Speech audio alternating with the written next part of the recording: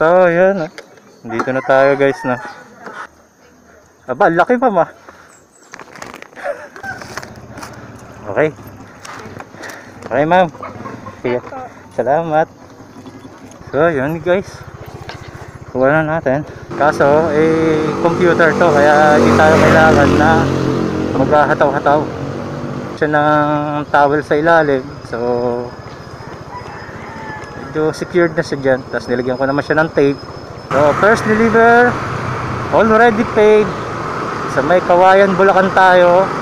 Sana pagdating sa Bulacan, meron tayo makuha ang booking din. Pabalik. Hello, lalamove po. Ito ba yun? Papasok na simbahan, sir? May simbahan dito? Okay, sige sir, sige sir. Salamat. Oo.